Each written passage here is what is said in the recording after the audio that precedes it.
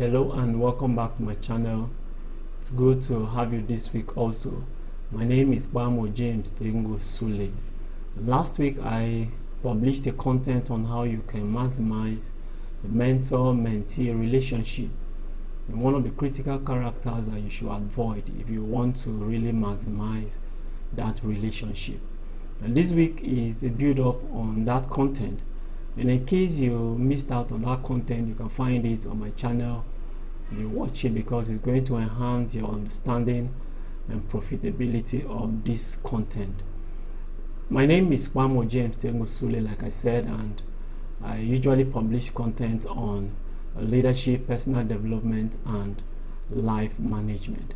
Now, the content that I want to publish this week is titled How Leaders Constrict Their Leadership Potentials Through Guidelessness. How leaders constrict their leadership potentials through guidelessness. You will agree with me that in every aspect of one's life, you are at an advantage if you have a predecessor who has gone ahead of you and has given you what it takes or what it will take for you to succeed in that sphere of life, be it in your professional career, just in any sphere of life at all. If you have someone who have gone ahead of you, who has experience, who will give you what it takes to succeed in that area of life, you have better chances to succeed in that sphere of life. And this also applies to leadership. So you are at a great disadvantage when you set out to deploy or develop your leadership potentials and you do not have a guide. And I'm going to use one of the wise sayings of the king, or one of the kings of Israel by name Solomon, who was reputed to be the wisest king and the wealthiest in his time. As a matter of fact, there has not been any mortal who has been considered to be as wise and as wealthy as Solomon was. So we will use one of his sayings, wise sayings, to explore how leaders constrict their leadership potentials through guidelessness. And this saying is actually captured in the book of Proverbs, Proverbs chapter 6, and we will read from verse 6 down to verse 8. I urge you to read it with me. Proverbs chapter 6, we will read from verse 6 down to verse 8. It says, "Go to the ant, thou sluggard, consider her ways, and be wise, which having no guide, overseer, or ruler, provided her meat in the summer, and gathered her food in the harvest." Now, this was an advice that King Solomon gave to the sluggard. He recommended the ant as a mentor to the sluggard. And one of the things we will pick from this is that anything and anyone at all could be your mentor, so long as there is a difference, a difference in potential, leadership potential between you and that person. So whoever or whatever it is that you have found out that you can learn leadership from, it is good that you respectfully submit yourself to such a thing or such a person so you can be mentored. But essentially what we want to get from that place is the recommendation of Solomon. He recommended the ant as a mentor to the sluggard. Now, good as this may be, there is something about the ant that is recorded in that place that I want us to use, and it will give us a clearer understanding on how leaders constrict their leadership potentials when they decide to condone guidelessness. Now, he talked about the ant, and he said the ant has no overseer, the ant has no ruler, the ant has no guide, but it gathered its food in the summer and in the harvest. Now, if you look critically at what Solomon said, you will observe that there are two things that befell the ant as a result of it having no guide. One, the ant was grossly limited in the scope of its leadership. Now that place says that what it did was it gathered her meat, gathered her food. When you decide to condone guidelessness, and when I talk about guidelessness, I'm talking about you refusing to submit yourself to a mentor for any reason that you may have accepted, be it because you feel you have no need of a mentor because you think you're good, or maybe because you have found out that there is nobody you can learn from. Whatever reason that you have, so long as you decide to condone guidelessness, you are grossly limited in your scope of leadership deployment. Like the ant, all that you can achieve will only be for yourself. You will only achieve perhaps maybe a promotion for yourself. You may only achieve just a limited scope of achievement that will only be accrued to you. And that is not the main essence of leadership. Leadership is intended that as you influence yourself towards better leadership deployment, you are also affecting other lives and also influencing them to be better leaders in every sphere of life that they would find themselves, be it in their family, be it in their profession, or be it in their social life. So if you only influence yourself and achieve your own benefit in your leadership deployment as a result of refusing to be guided, as a result of refusing to be mentored, then you have grossly, and I repeat, grossly limited yourself. This was the situation that the ant found itself in. The food it could provide was just for herself. The meat it could provide was just for herself. And this was simply because it had no guide, and it never mattered to this ant that it had no guide, no overseer, or no ruler.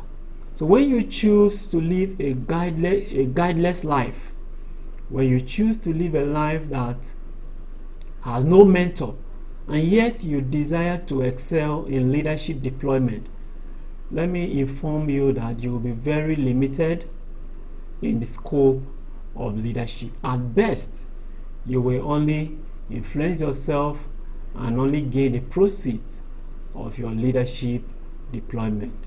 And unfortunately, you may be someone who may have been endowed with capacity to even influence a generation, but you will only limit that influence just to yourself.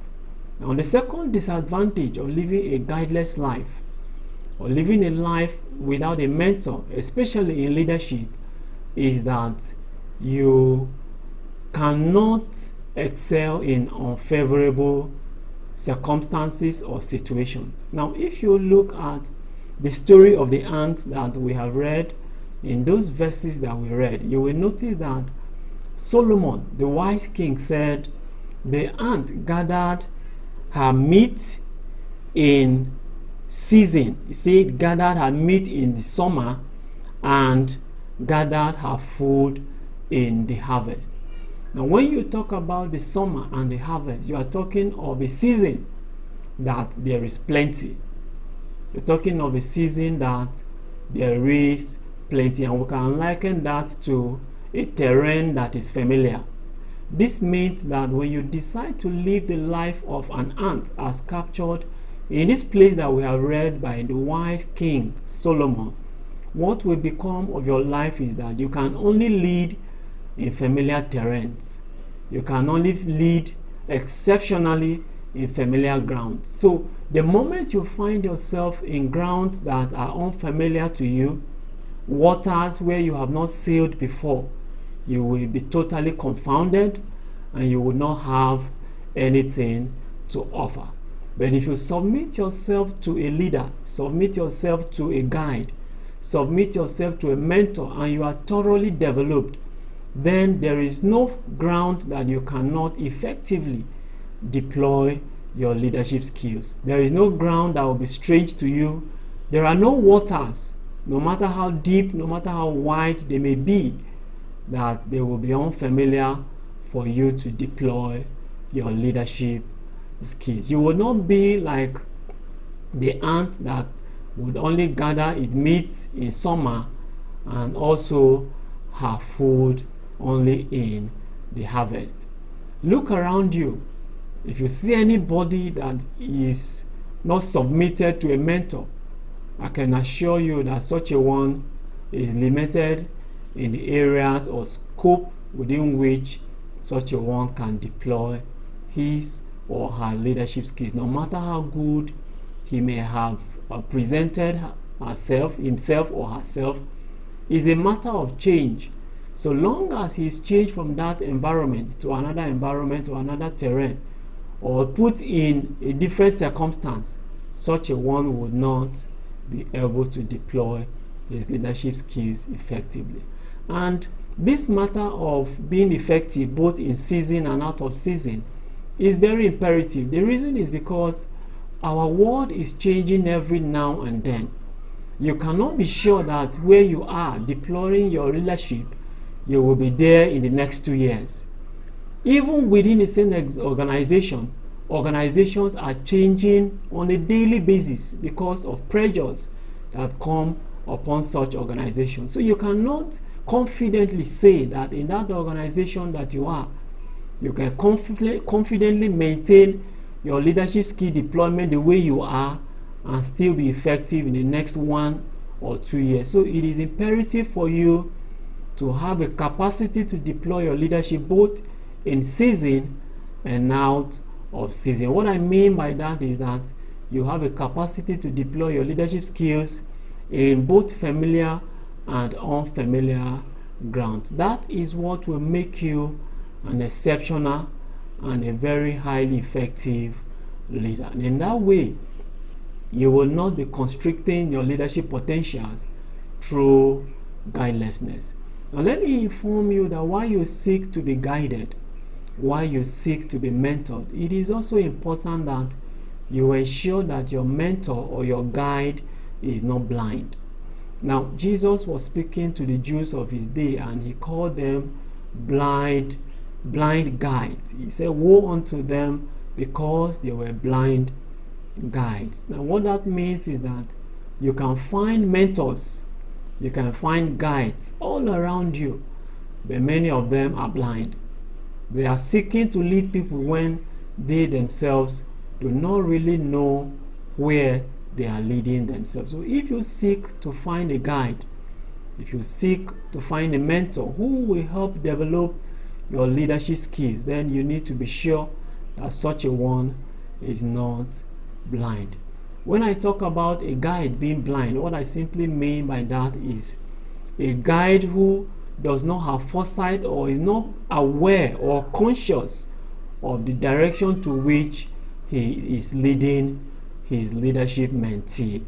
What that means is he's not in touch with the practicality of the process. He is not in touch with the development of the mentee.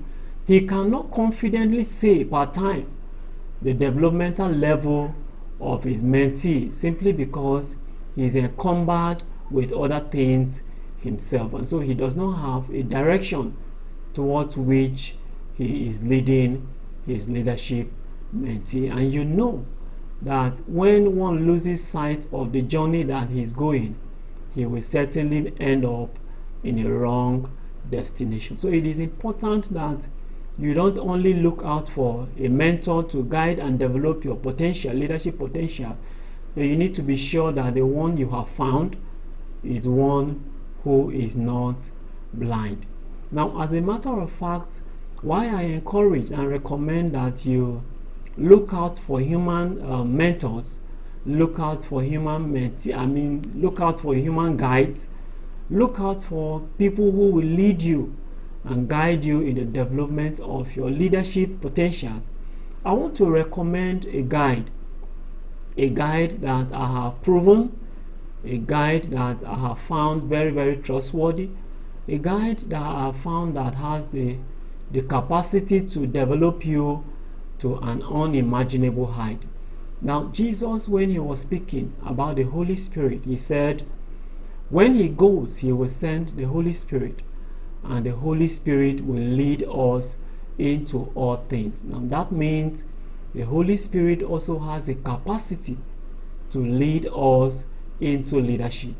Why I encourage you to look out for human mentors who will guide you, I want to say that as a matter of priority, seek out and let the Holy Spirit lead you. Approach him, seek his consent, tell him that you want him to lead you, and you can say this in a conversation with him in a very simple way, in a similar way that you can approach a human mentor to guide you. Inform him of your desire to be a very effective leader, and seek that he will guide and lead you in your leadership journey. And when you would have done that, then you will now seek out for a human mentor who will be like an additive to the leadership training that the Holy Spirit will be taking you through. I can assure you that when you do this, you will be glad the training you will receive, you will be glad the developmental process you will go through, and like I said, you will eventually realize that your leadership potential development would have set you on a zenith where you will not only reap the benefits of effective leadership for yourself alone, but you will be able to develop others also, and also enable them to reap from your leadership development. Also, you will also be an effective leader who will be effective not only in season but also out of season. And what I mean by that is that you'll be an effective leader who can perform exceptionally irrespective of the leadership terrain that you find yourself. I hope that this content will help you submit to the Holy Spirit and other human mentors who will help in developing your potentials and making you an exceptionally great leader.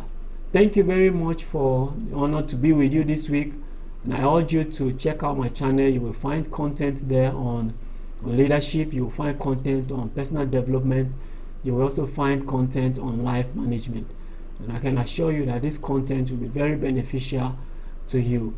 And if you have someone who have interest in leadership or any areas that I've said, you can do well to recommend this video or other videos on my channel to him or her, and direct him or her so that he also will benefit from this content. Thank you very much.